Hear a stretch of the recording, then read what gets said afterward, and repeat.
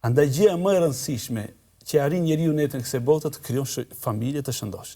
Andaj Madhi Zot subhanahu wa taala i ka dhënë një qasje të rëndësishme kësaj çështje në Kur'an, saqë thotë min ayatihi an khalaqa lakum min anfusikum azwaja. Për argumenteve që aludojnë në ekzistencën e Allahut te bareke ve teala, është që Allahu ka krijuar për burrin gruan.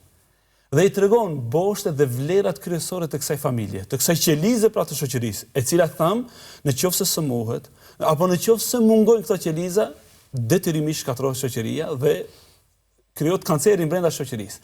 Thot liteskunu ilejha, që ju të gjeni prehje tek ajo. Wa ja'ala bainakum mawaddatan wa rahma. Dhe Allahu ka vendosur mes jush dashurinë dhe mëshirën. La ilaha illa Allah. Wallahi këtë lloj dashurie, këtë lloj prehje, këtë lloj jete romantike që përshkruan libri i Zotit nuk mund ta gjejmë edhe në filmat e Hollywoodit.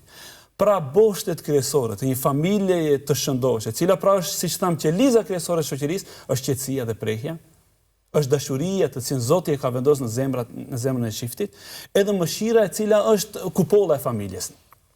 Të gjitha këto vlera madhore, Islami i ruan nëpërmjet rujtjes nga mëkatet dhe gjunahet, e që është imuniteti mbrojtësi kryesor i faktorëve të jashtëm që e shkatërrojnë këtë familje.